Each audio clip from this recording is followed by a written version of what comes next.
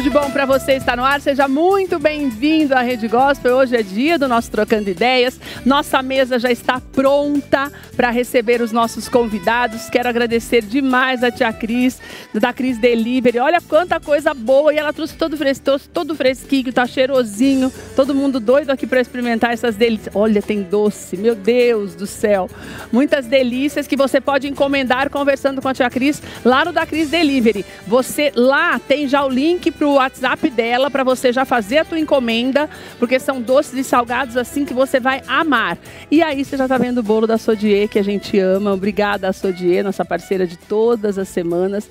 Hoje tem bolo de cenoura com chocolate, tem essa delícia que é o bolo de frutas vermelhas. Então, daqui a pouquinho nós vamos mostrar para você detalhes dessas delícias todas preparadas para os nossos convidados. Nós vamos falar de um assunto extremamente importante, de um crime, porque muita gente encara aquelas brincadeiras sem graça nas escolas, o bullying, que muitas pessoas falam, não, eu falei brincando, eu ofendi brincando, eu bati porque estava bravo. Não, é crime. Desde 2024, a prática de bullying é crime no nosso país e nós vamos falar sobre isso nesta semana, que é a semana de combate ao bullying. Você vai conhecer histórias transformadoras, mas vai também conhecer dados estatísticos que são estarrecedores. Para você ter uma ideia, tem uma pesquisa do Data Senado que fala o seguinte, que pelo menos 11% dos alunos brasileiros, numa gama de 60 milhões de alunos, pelo menos 11%, ou seja, 6,7 milhões, já disseram que sofreram algum tipo de bullying. Estamos falando dentro das salas de aula e dentro das escolas. Mas existe o outro bullying que também tem chamado muita atenção e trazido ainda mais preocupações e problemas para dentro de casa, que é o cyberbullying. Você vai conhecer detalhes também para você ficar com os olhos cada vez mais abertos para proteger os teus filhos.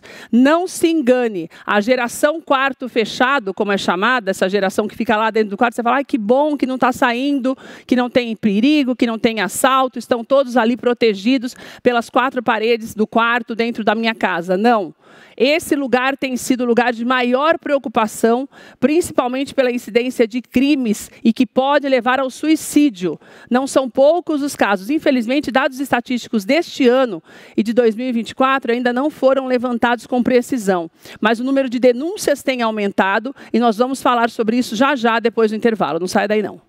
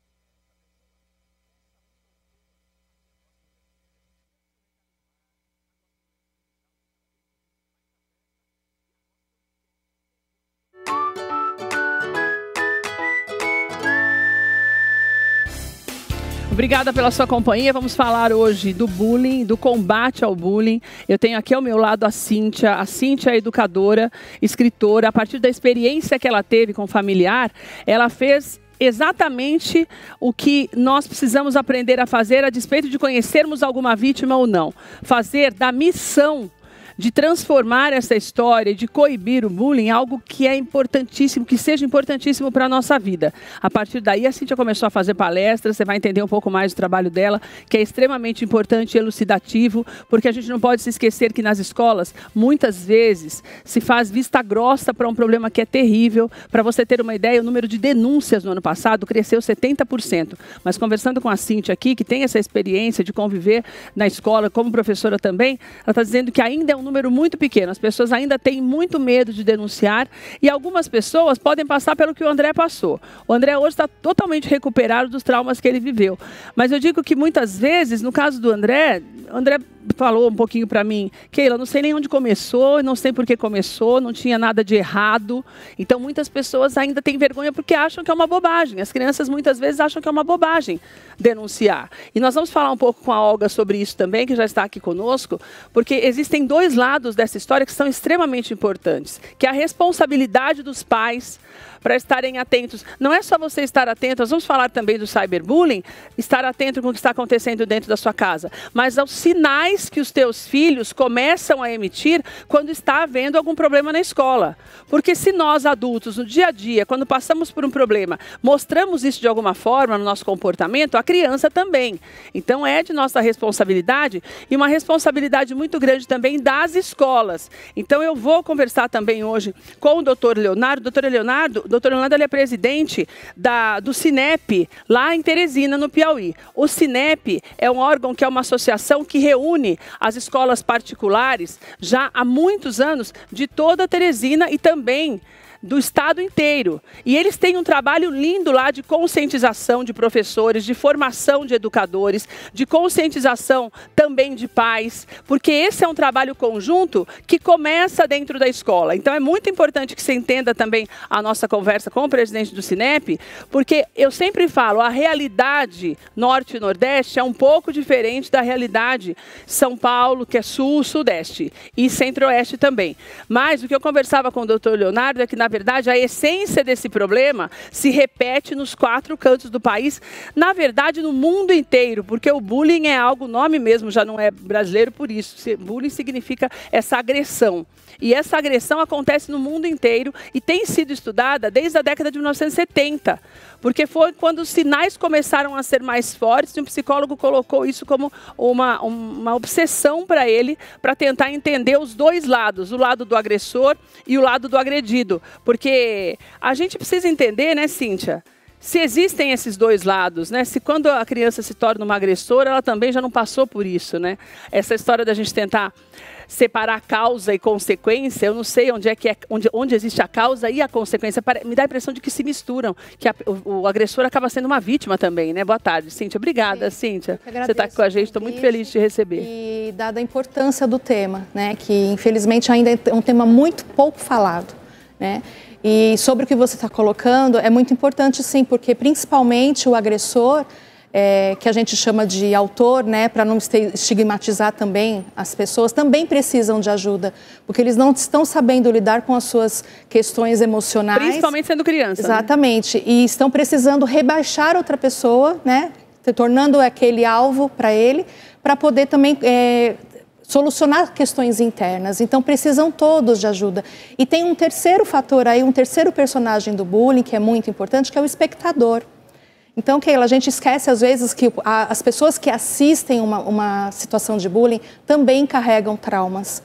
E elas também podem podem levar sequelas para a vida porque elas presenciaram uma violência que elas tentaram ajudar e não conseguiram. Então, são 3 os personagens do bullying: o alvo, o autor e o espectador.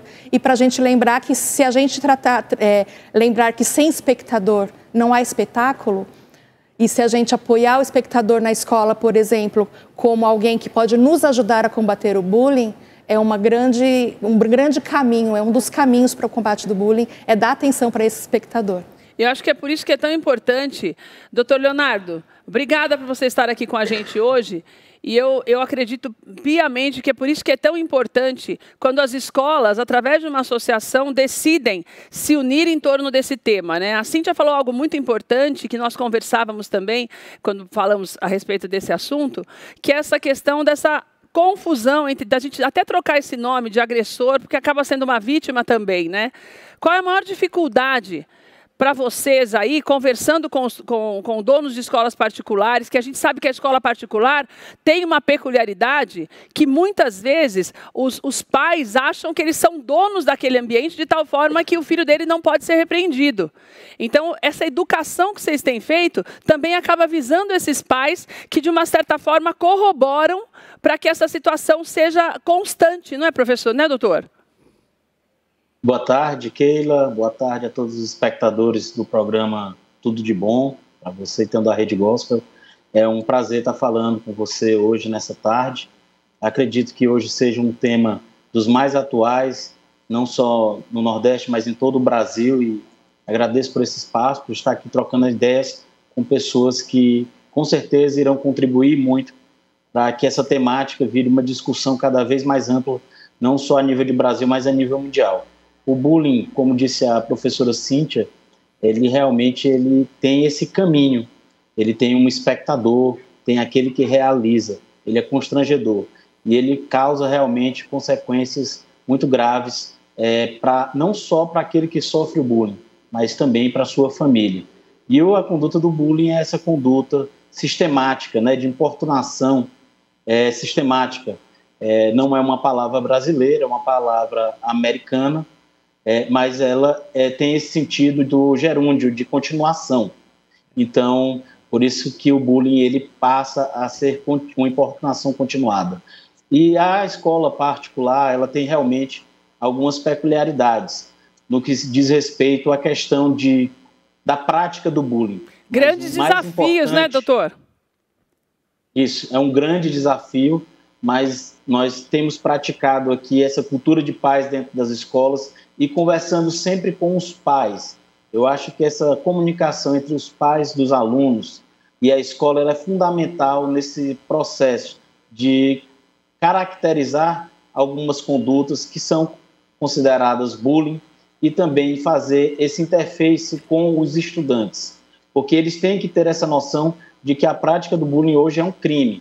E o pai da rede particular, ele tem que entender que se seu filho comete isso, não se ele for menor de idade, ele também responderá por essa prática. Então, é um constante diálogo, é uma constante conversa com os pais e com os alunos para que a gente consiga inibir essa prática tão perversa que ocorre, sim, em todo o Brasil e no mundo. Uma coisa importante que eu não sei se eu percebo aqui quando nós conversamos nessa região sul-sudeste, doutor, que muitas vezes os pais, e a Cíntia e o André vão falar um pouco mais sobre isso, até porque eles palestram muito nesse sentido, e eu queria ver ter a sua visão dessa região, que muitas vezes, quando não há uma agressão física, os próprios pais não acham que é necessário uma intervenção maior, porque, afinal de contas, é criança, estão se ofendendo, estão falando um palavrão, estão menosprezando ou diminuindo o outro, mas é coisa de criança, nem bateram, nada. Esse tipo de frase é algo comum para vocês aí também, doutor Leonardo? Sim, é algo comum. Que eu acho que é o maior problema, né, doutor? Os pais, eles procuram relevar ou então também diminuir o problema, não entrar dentro da questão. Eles preferem a fuga, e essa fuga é que leva à continuidade na importunação e que leva aos riscos que o bullying traz. Tanto, como eu digo sempre, não é só o estudante, mas também toda a sua família. Exatamente. E hoje, com o cyberbullying, isso ficou bem amplificado. Essas condutas eram diminuídas, muito diminuídas na década de 80 e 90. No início do século XXI, isso passou a ser tipificado e isso passou a ser mais combatido dentro das instituições de ensino em todo o Brasil. E foi mais ou menos, eu vou te interromper para colocar o André na história, porque você falou de um período, que é o período que o André passou por essa situação de bullying, e é uma coisa muito pontual, que é importante você que está na sua casa entender. O doutor Leonardo disse algo muito importante, porque nos anos anteriores, antes dos anos 2000, era algo normalizado dentro das escolas, aquelas agressões. Não, a gente nem falava, embora já houvesse esses estudos com relação ao bullying começaram na Suécia, como eu te falei, em na década de 1970, mas para a gente aqui era algo que era aquela bobeira de criança. Tanto que foi considerado crime só agora. Tem algumas leis de 2015 que Cíntia estava falando, mas o crime mesmo partiu a partir do ano passado, de janeiro do ano passado. Então, o doutor Leonardo falou algo importante que eu quero colocar você na história, André, obrigada por você estar aqui, porque era um período que eu acredito que se você chegasse na tua casa e falasse, vão falar, mas para de frescura, você está brincando ali, coisa de criança. Você passou por isso, né, André? De certa forma, num sentido um pouquinho diferente. O que eu queria retomar, talvez, da Cíntia, é o seguinte. Tem um exemplo do Daniel Goleman no Inteligência Emocional que é muito, muito, muito significativo para a gente pensar o que está sendo dito. Que é o seguinte, uma criança, eu chuto aí por volta, eu não lembro quantos anos, mas por volta dos 5, 6 anos de idade. Você? Hã? Você? Você está fazendo só um exemplo? Ah, tá. Do livro, é porque eu vou chegar do livro. Então, por volta dos 5, 6 anos, ela, ao chorar, ela apanhava dos pais. O que aconteceu quando ela chegava na escola e uma criança chorava? Ela batia. Ela batia. Ou seja, somos seres de afeto. É quase que um comportamento repetitivo. Somos seres de afeto. Então, é aí que conecta, vamos dizer, com a minha história. E para mim, eu quero trazer uma mensagem assim que é que talvez quebrar esse paradigma, né? Porque já que eu passei por isso e eu via, assim, o que me aliviou foi o seguinte. Foram 2 momentos diferentes, 2 escolas diferentes que eu passei por isso. Na segunda, em específico, tinha bastante esporte, bastante coisa e eu gostava, eu ia bem, gostava de esportes e tal. E um dia a gente combinou que o valentão, né, bullying, o valentão, né, e a ação continuada, como o doutor trouxe, essa ação continuada era repetidamente, né, e a gente combinou de jogar basquete na casa desse menino. Quantos anos você tinha, André? Eu estava por volta dos 13, talvez. Certo. 13 anos. E aí, a gente combinou de jogar basquete na casa desse rapaz. E ali, para mim, foi uma quebra de paradigma, porque apesar daquilo vir me irritando muito, assim, eu pensei muitas bobagens muito trevosas, tá? Eu confesso, mas depois... Porque você já vinha com essas agressões. Várias. Físicas ou mais verbais? No segundo colégio, mais verbais, tá. Não tanto físicas. Mas aquilo também vai ficando na sua mente de tal forma que você começa a pensar em morrer. Isso. Né? Fala do que é o que acontece muito. Isso fica no nosso imaginário. Mas a quebra de paradigma para mim, que acho que isso começou a dar um certo alívio, embora criança eu não tinha as ferramentas, que depois eu fui estudar e pesquisar, foi o seguinte: a gente lá jogando basquete, ele começou a meio que abrir a vulnerabilidade dele e falar assim, o pai era alcoólatra, a mãe, embora de nível social relativamente alto. Certo. Tá? O pai alcoólatra e a mãe totalmente ausente. Então ele fazia aquelas brincadeiras que não eram saudáveis na nossa visão. Certo. Para chamar a atenção da dor dele. Então isso Marshall Rosenberg traz na CNV, na comunicação não violenta. A partir do momento em que eu agrido, que eu vou para a violência, eu tô expressando uma necessidade minha que não foi atendida. E que entra naquilo que nós falamos no início, tanto com o doutor Leonardo quanto com a Olga e a Cíntia, que é essa questão de você também ser uma vítima de algum momento ou de alguma situação, né? Sim.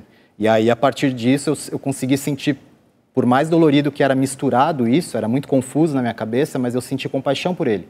Entendi. E eu falei, caramba, ele tá com dores talvez até maiores do que o que eu estou sentindo dele falando comigo, dessa forma. E era confuso isso, né? Porque ao mesmo tempo que ele agredia, eu sentia o que estava por trás. Tinha pena dele. Pena não, mas... Porque pena parece...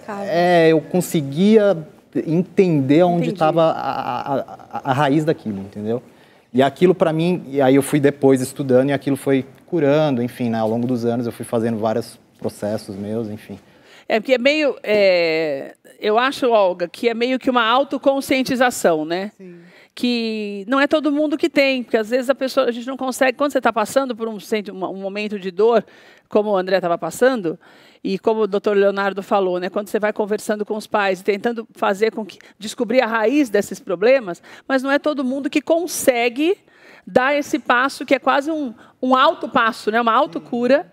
e olhar para a dor do outro para minimizar a minha, né? É lindo isso, mas na prática acontece pouco, né, Olga? Sim, essa questão da compaixão é uma coisa muito rara de acontecer. Na verdade, o que acontece? Do ponto de vista da neurociência, né, toda vez que nós somos agredidos, a nossa reação automática é querer revidar. Né? Então, que é o natural de todo mundo. Que é o natural. Certo. Então, é aquela história, você leva um tapa, você quer dar um tapa maior ainda no outro. E na agressão verbal também não é tão diferente assim. Então, o jovem que está sofrendo bullying, até ele conseguir entender a dor do outro, ele tem que passar por essa fase de... Ele passa pela fase de raiva, de vontade de agredir, de vontade de quebrar, de bater, enfim, ele tem essa necessidade, digamos, até fisiológica, né? Porque uma série de hormônios atuando dentro do organismo para ele lutar ou sair correndo. Naquele momento ele quer lutar, então... O que é preciso, né? A participação da família, eu acho que ela é fundamental. Por quê? Porque tudo começa dentro de casa. Começa com a educação que você tem, começa com os exemplos que os seus pais te dão. De repente, o seu pai é agressivo com a sua mãe, então, se você é um menino, você imita o seu pai.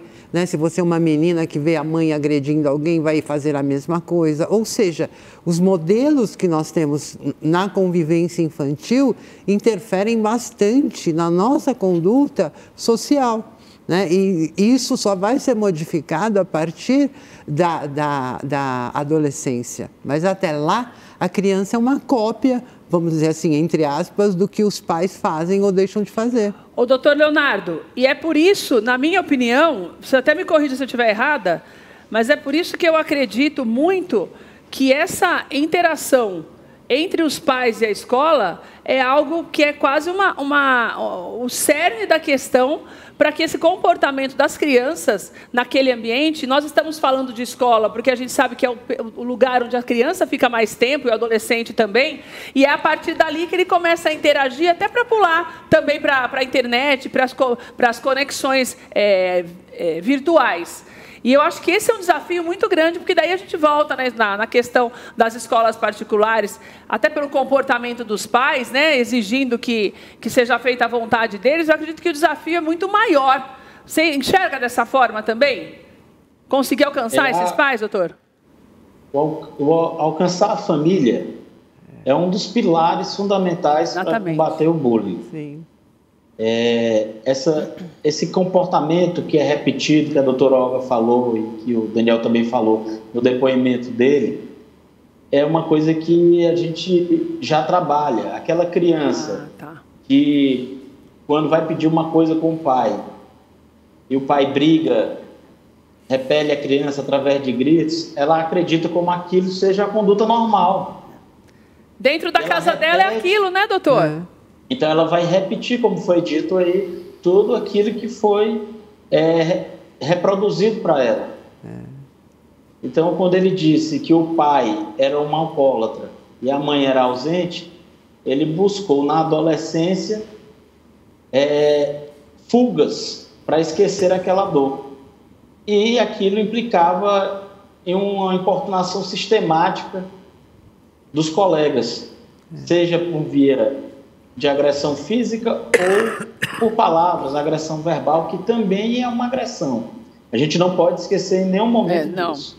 Sem dúvida. A agressão não é só física, ela é verbal, psicológica, e isso tudo vai causar consequências graves.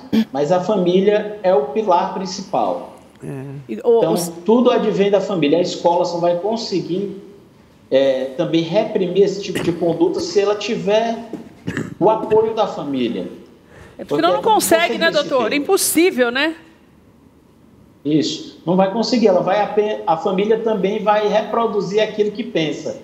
Ah, não, isso é uma coisa que não existe, o meu filho não pratica isso, esse menino está com outro problema e quer jogar nessas agressões aí, os traumas que ele tem, ou o trauma familiar que ele tem. E isso vai criando uma camada nas crianças e tornando ela cada vez mais introspectiva, que é uma das características do bullying. Da pessoa que sofre o bullying.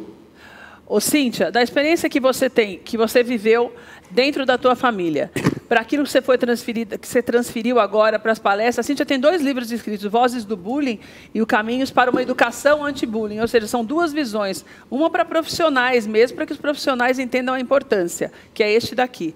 E o outro, As Vozes do Bullying. É muito legal, até separei umas imagens, aqueles desenhos que você vai ver, que a Cíntia separou para a gente, que são as formas de agressão. Deixa eu mostrar nessa câmera para você que está em casa. São as formas de agressão e as maneiras para educar. Nós vamos depois colocar na tela para você. Ô, Cíntia, essa experiência que você teve dentro da tua família, já faz muito tempo? Em tempo de anos? Quantos anos? Mais de 10 anos. Do que você viu e detectou naquele momento e se estudou, você fez as pós-graduações para isso e tal. O que você acha que mudou no comportamento, primeiro das crianças? Esquecendo ainda o cyberbullying, que nós vamos falar já, mas assim, dentro o bullying presencial, mudou muito em 10 anos? O que você achou? O que você acha com a experiência que você tem? Infelizmente, Keila, pouca coisa se fala. Menina, ainda. É impressionante. Infelizmente, isso, né? A mudança é muito pouca. O que eu posso citar para você em questão de mudanças, eu acredito que seja das pessoas que eu gosto de citar muito, que são os espectadores, porque hoje a geração atual, é uma geração que denuncia. Então o espectador hoje é mais ativo. Sim, ele é mais ativo combate, vamos porque dizer assim. São jovens que não toleram violência, não toleram que se faça mal com o outro, pelo menos uma grande maioria. Não tem medo de denunciar. Mas a omissão ainda é muito grande. Então, assim, o conceito que você mesmo citou, dos anos 80, em que bullying é frescura, é mimimi, que essa geração é fraca, esse é um conceito que precisa ser destruído. Mas você acha que ainda se pensa isso? Muito, muito. Gente, eu sofri bullying e não morri. Então, são frases que estão construídas e normalizadas. Então, às vezes, um filho traz para você uma denúncia, às vezes nem é dele, às vezes é de um colega. E aí, a gente produz frases como, não se mete que não é problema seu, né? Ou então, se a criança é o alvo, né? Ah, mas eu passei por isso e não morri, aguenta firme, exatamente, aguenta firme, enfrenta que ele vai parar. E são frases que elas não são reais, porque pesquisas mostram que um alvo de bullying demora, em média, 1 ano para te contar que ele está passando por aquilo. Olha só. Então, se ele teve toda uma coragem para te contar... Vai fomentando ideias, como o André falou. E ele já passou por situações que ele já tentou não ligar. E vai começar a fomentar ideias de suicídio. Quando ele decide te contar, já é um grito de socorro. Então, ou seja, a gente precisa valorizar quando a criança muito, chega para falar, tanto na escola quanto em casa, é porque ele decidir escolher contar. Por exemplo, às vezes ele não escolhe um pai ou uma mãe, justamente por conta do que ele citou, alguns comportamentos, né, que nós temos em algumas famílias. Mas ele decide contar para a tia da limpeza da escola, que é a que viu a criança chorando no banheiro. Não é porque confia mais nela, é porque fica mais tranquilo. Sim, porque ela percebe que aquela ali tem poucos... ela viu o que aconteceu. E ela vai ajudá-la. Então, pode ser qualquer adulto. Por isso que é importante a sociedade toda estar informada sobre bullying. Porque, às vezes, você vai receber uma denúncia que não faz não é nem ligação sua. Então, que para você pode parecer uma bobagem. Exatamente. E a pessoa, no momento de desespero, decidiu, é para ela que eu vou contar. Não sei, olhou para a pessoa e achou que gera confiança. E ela vai socorrer.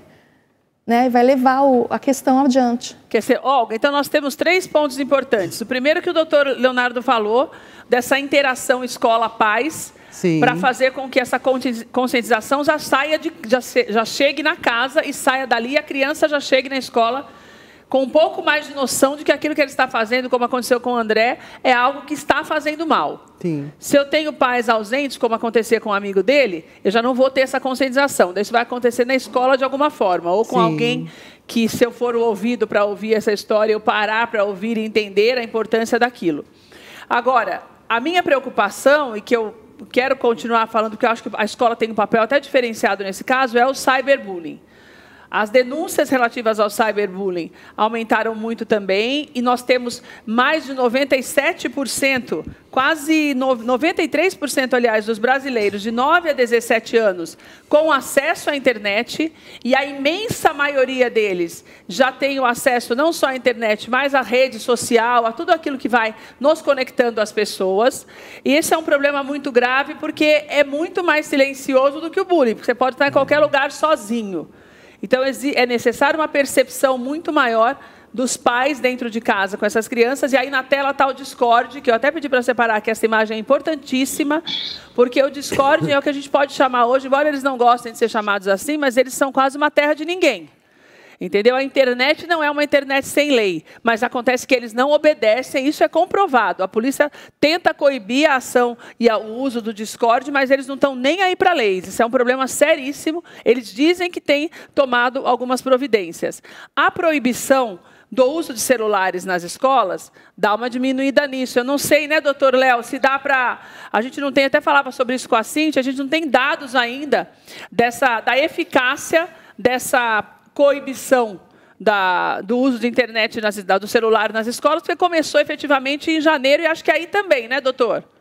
As escolas aí também, vocês também não estão, então não dá para ter uma noção ainda se realmente está dando resultado ou não. Mas vocês têm esperança de que isso dê uma reduzida também no acesso, na formação desses grupos que saem das escolas, depois vão para casa e é esse inferno também? Sim, a sistemática é a mesma em todo o Brasil e no mundo. E o cyberbullying é aquela importunação sistemática que ocorre no meio virtual. Agora, eu tenho um dado, sim, Keila, que é muito importante. Não é um dado Brasil, mas é um dado da Unesco. E numa das campanhas a gente promoveu aqui no Cinep Piauí, nós já utilizamos esses dados. Na Suécia e alguns países escandinavos, que foram os primeiros a abolir o celular dentro do ambiente das instituições de ensino, houve uma diminuição em 40% dos casos de bullying e cyberbullying. Isso são dados da Unesco, não são dados nossos, são dados da Unesco. Isso é muito importante. Muito. E é uma base que nós temos para acreditar que a diminuição no uso do celular no ambiente escolar traga benefícios. Outra coisa muito importante trazer nesse estudo da Unesco, a socialização aumentou em mais de 50%. Então, a partir do momento em que eles pararam de usar o celular dentro da escola, dentro das instituições de ensino, eles também começaram a socializar mais. E isso causou uma diminuição no bullying e um aumento na socialização. Antes eles ficaram todos dentro daquele mundo virtual.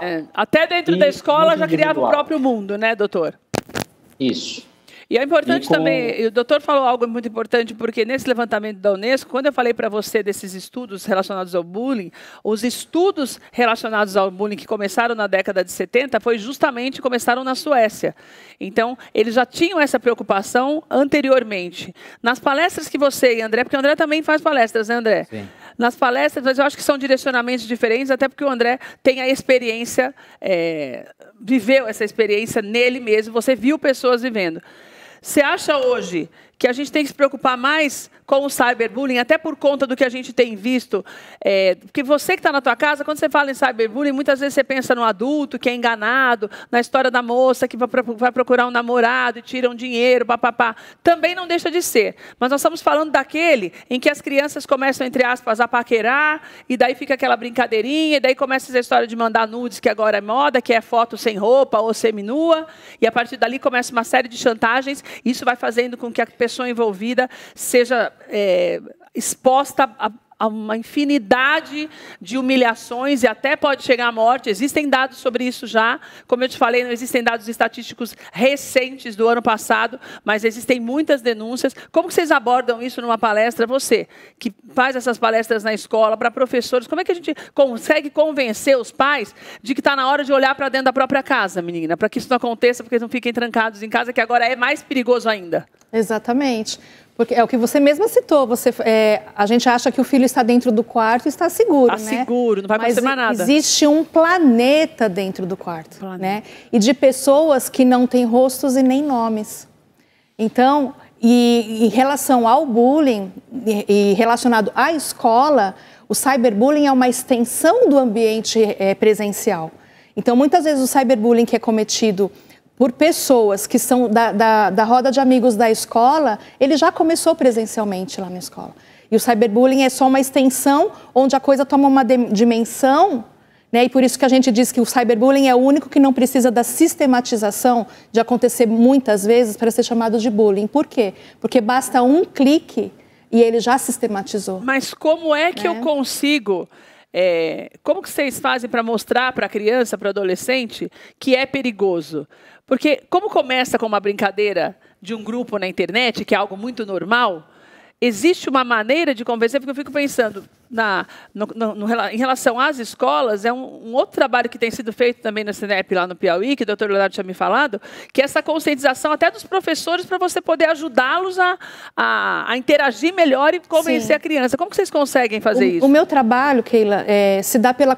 A gente trabalha com a conscientização para prevenção, para diagnosticar e depois para combater. Certo. Então, primeiro de tudo, é o que você está falando mesmo, é a formação da escola, primeiro com a equipe, depois com a família e com os alunos também, porque eles também precisam dessa informação. E nada como, além da informação, mostrar casos reais, como a gente está fazendo aqui.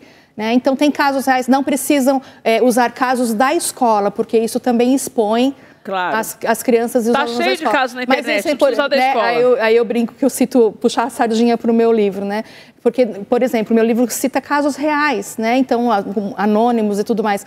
Mas, então, a gente trazer essas realidades... Essas fotos que eu falei para você, que a Cíntia colocou no livro, que são algumas formas de bullying. Aí são desenhos... alguns desenhos de pessoas que sofreram bullying.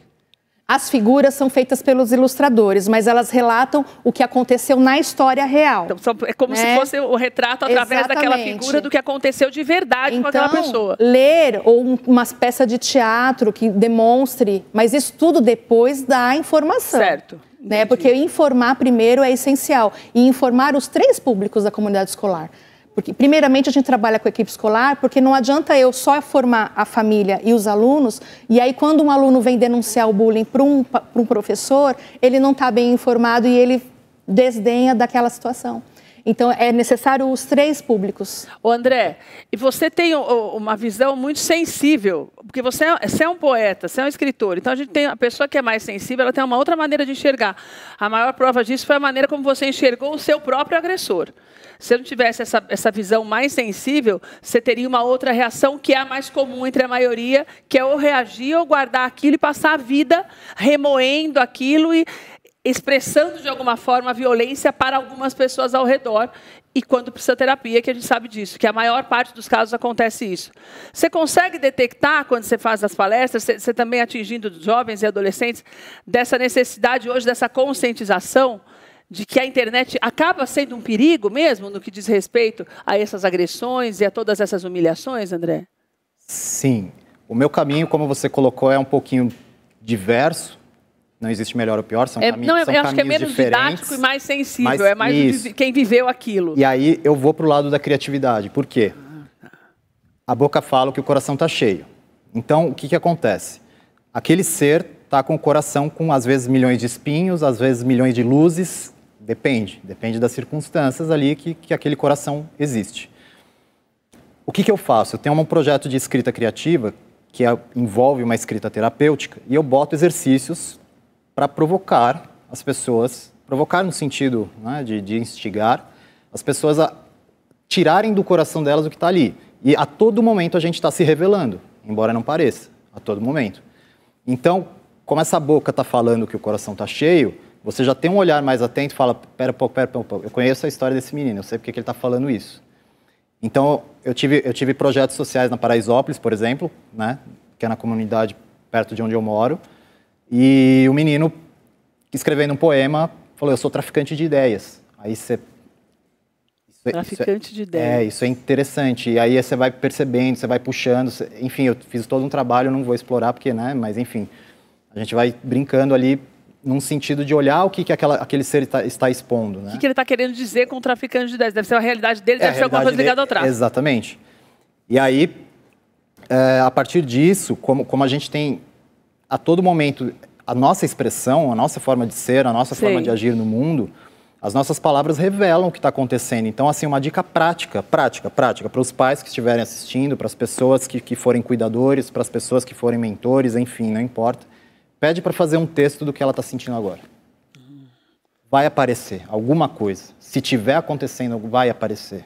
E aí é esse olhar atento, né? Talvez é um olhar mais clínico e geralmente professores de letras costumam ter mais essa sensibilidade. Essa sensibilidade, né? Costumam ter. Olga, uma coisa que chama atenção, que eu vou até falar com o doutor Leonardo depois ainda sobre isso, porque eu acho que está tudo muito ligado à educação mesmo, né? Sim. Não só a educação dentro da sala de aula, mas a educação dentro de casa. Não adianta.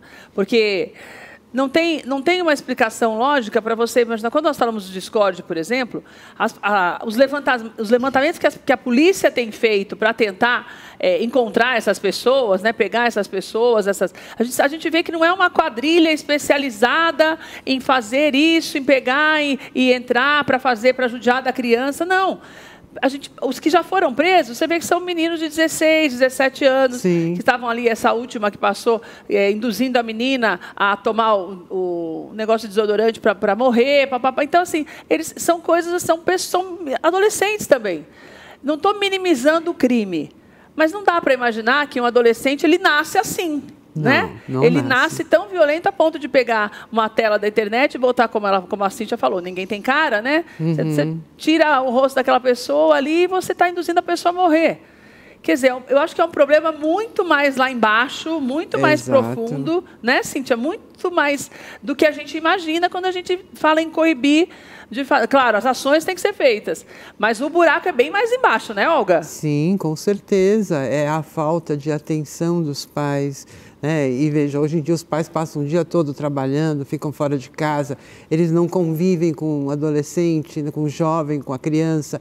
Muitas vezes, quando ele encontra os filhos à noite, é para cobrar se fez a lição, se fez isso, se fez aquilo. Não há diálogo, não há conversa, os pais não conhecem os seus filhos. E as crianças precisam dessa atenção. É uma coisa que eu sempre falo aqui já há anos, refeição. Uma refeição. Tentar, pelo menos. Pelo menos para reunir a família, todo mundo desliga o celular, vamos conversar sobre qualquer coisa. Porque a criança, ela revela a dor dela, ela revela o que ela está sentindo, mas muitas vezes os pais interpretam como birra, como chatice, como você está com sono, enfim, eles não param para entender o que a criança, porque a criança pede ajuda.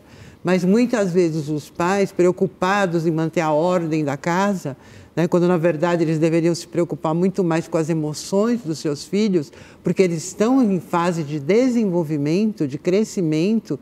Então esse alicerce familiar, ele é fundamental para o futuro dessa criança. Então, mas daí, que é onde eu quero entrar de novo com o doutor Leonardo, mas quero falar com você antes, a gente tem um outro fator, por isso que eu pedi para o doutor Leonardo participar, que é a escola particular, que a gente tem a questão financeira. Sim. Porque a gente já falou sobre isso aqui, de que, não sei se você percebe isso quando vocês palestram, que o fator financeiro, quando existe uma condição familiar melhor, você supre todas essas conversas com um computador mais moderno, um celular melhor e alguma coisa que faça a criança ficar quieta. E eu acho que daí o desafio na escola, né, doutor Leonardo, acaba sendo maior, porque entra aquilo que nós estávamos falando anteriormente, quando eu coloquei você na conversa, que é essa história do pai falar, não, tudo bem, peraí, o que você está precisando?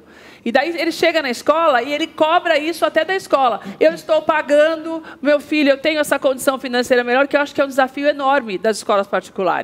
Por quê? Porque são muitas vezes, lógico, não estou generalizando, mas são muitas vezes pais que compram, entre aspas, os filhos com coisas, com bens, e trocam isso, substituem isso pela conversa. Vocês sentem isso nas escolas aí também, doutor? Que isso é uma coisa que eu já falei muito em nível de São Paulo e a gente percebe. E acaba sendo um trabalho maior ainda de conscientização desses pais, porque a gente percebe que, como eu disse, esse buraco é mais embaixo, é justamente esse, que é essa troca que eles acabam fazendo. Sim, Keila, isso é uma constante dentro do ambiente escolar. Geralmente, quando o pai tem uma condição financeira maior, ele busca satisfazer aquele problema da criança que ele julga com uma coisa material. E isso também cria um outro problema que a gente também fala, que é essa falta de valores, né, na família. Ele vai criando uma criança que não tem limite. Tem valor, não tem. Então ela não tem limite, não tem respeito, ela não sabe distinguir mais o que é a autoridade. Ela não respeita o professor, o colega, o professor, o coordenador e até mesmo o diretor daquela escola onde ele estuda. Então, esses valores desvirtuados começam também dentro da família. A família que tem mais condição, ela vai lá e dá. Eu não estou aqui para dizer que o pai não possa fazer, mas alunos de 8, 9, 10 anos de idade com o iPhone mais novo, que é o telefone da moda, ele chega e já cria aquela distinção entre os colegas. E ele vai achando que aquilo é tudo normal, ele não tem mais o limite, ele não trabalhou para conquistar, ele não trabalhou para ter aquilo, então ele vai julgando tudo normal, vai normalizando as condutas. Isso começa com uma coisa material e vai indo para outras questões, que aí é o desrespeito com o colega, é o bullying com o colega, é o desrespeito à autoridade do professor. E daí você chama o pai? Vários temas. Mas daí você chama o pai, e daí o pai ainda fica bravo com outro aluno que reclamou, porque esses dias até, não sei se vocês viram aí, mas viralizou a história do menino que eles, os dois adolescentes, 12 e 13 anos, tiveram uma discussão, coisa boba de criança, não foi nem, pelo menos dava a impressão de que era discussão. E o menino reclamou para o pai atropelou. Não sei se você viu aí, Léo, atropelou e quase não matou o menino, mas atropelou para assustar mesmo, derrubou o menino. Quer dizer, daí você tem esse negócio dos próprios pais não terem o limite. Como é que você vai exigir alguma coisa de alguém se você não tem, né? Então, acho que é um entrave muito maior para fazer com que esse sistema mude, porque acaba sendo uma cadeia que já começa complicada e deturpada dentro de casa, né, doutor? Isso. É o clima de intolerância. Intolerância vai espraiando para vários momentos.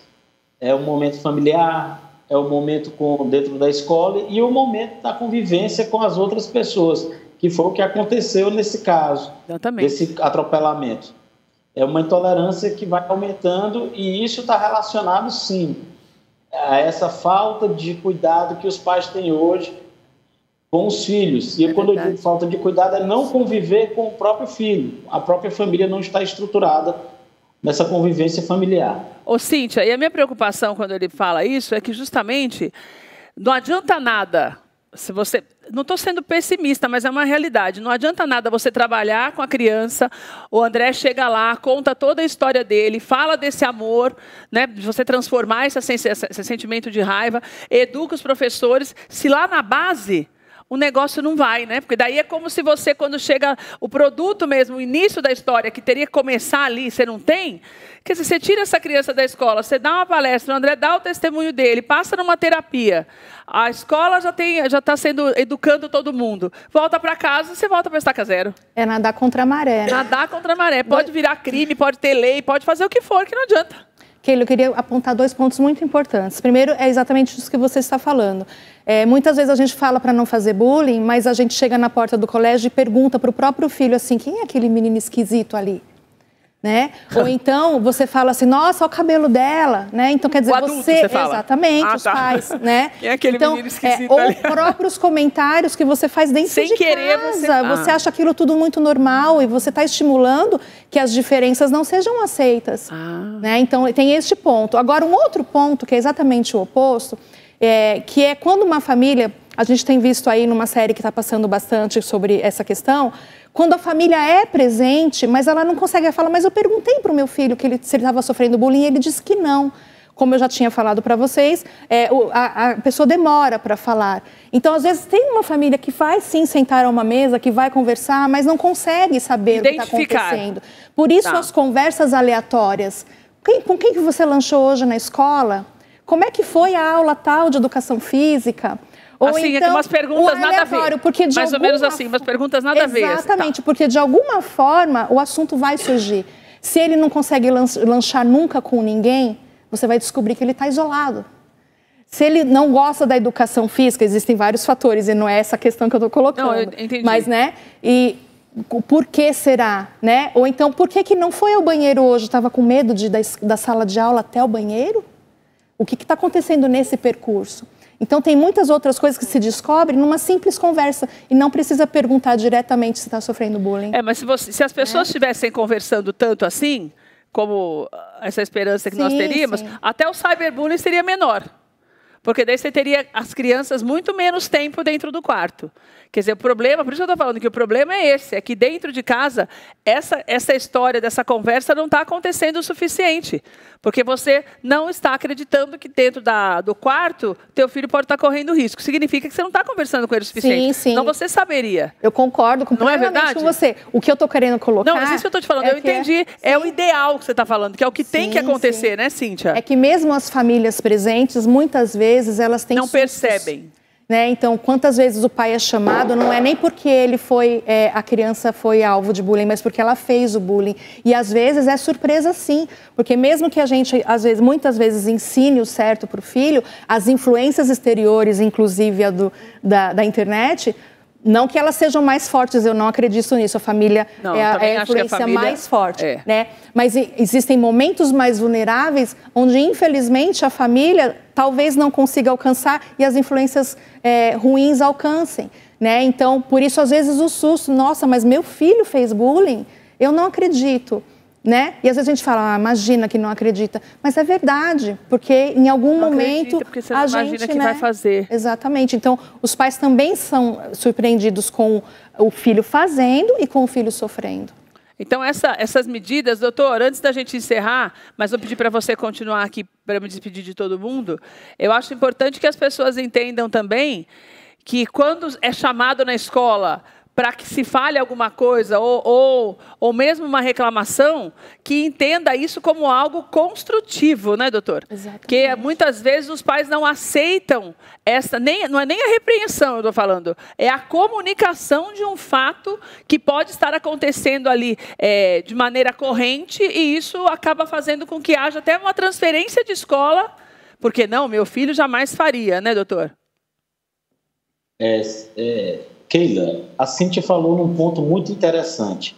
Às vezes nós temos o caso de um menino que dentro do ambiente familiar dele, ele demonstra ser uma pessoa totalmente sociável, totalmente comunicativa, mas quando ele entra dentro do ambiente escolar, por essas influências que ela falou, e até na adolescência principalmente isso é caracterizado da questão da autoafirmação, aquele momento de autoafirmação, ele começa a ter condutas sistemáticas de bullying.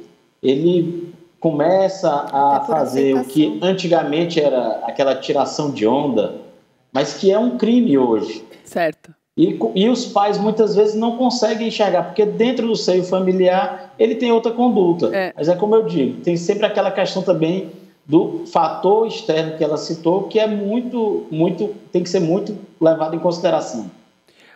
André, você acha que existe eu não gosto muito da palavra, a Olga sabe disso, dessa história de conselho, né? Porque conselho não é algo, é muito vago, mas uma orientação que você acha importante para os pais e que muitas vezes até por essa correria e a gente não se ater aos detalhes, essa coisa mais sensível, é preciso ter para evitar tanto um quanto o outro, tanto o cyber, por conta dessa coisa do refém do quarto, quanto o presencial? Sim, e o problema quando a gente cita o quarto, o problema não é o quarto, porque as crianças vão crescer e elas vão andar sozinhas.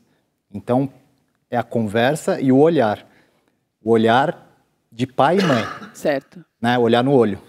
É o isolamento que do no quarto, interior não é só o quarto, né? Porque assim, a partir do momento em que você, como pai e mãe, conscientizou e você está tranquilo, que o seu filho está ok, ele não vai procurar coisas por outros caminhos na internet. Vai entender. Ele já está consciente de si. E ele tem que ter essa autonomia, pesquisas científicas a partir dos 11 anos, né? É pouco? Não. A partir dos 11 já é direcionamento de autonomia. Você faz as suas atividades, você segue, você isso e aquilo. Então, esse direcionamento de autonomia, de olhar no olho, realmente, isso tem vários fundamentos neurocientíficos aí, né? Que você olhar diretamente no interior é olhar na bolinha da jabuticaba, né? Do olho. É o caminho. Libera hormônios de ocitocina, norepinefrina. Tem várias coisas que são liberadas. De relaxamento, de conexão, Então, assim, quando a gente vai realmente olhando quem é essa pessoa que está ali por trás, né? Ela não vai querer buscar companhias erradas, vamos dizer assim, né? Nem na internet, nem fora da internet. É um caminho, né, Cíntia? Sim. Por isso que a gente apresenta caminhos. né? Porque existem. Por isso que a gente hoje já tem sérias atitudes contra o racismo. E o que eu costumo dizer não são as atitudes, nós temos que ser anti-bullying. Então, são caminhos. Independente de ter sofrido ou não, não basta, eu costumo dizer assim nas palestras, não basta você chamar a Cíntia para vir falar sobre bullying, você tem que continuar o que a Cíntia falou para você. Né? Então, você precisa colocar em prática, você precisa ser anti-bullying. Então, é um projeto que vai começar no começo do ano e terminar no final, para a gente tirar foto? Não.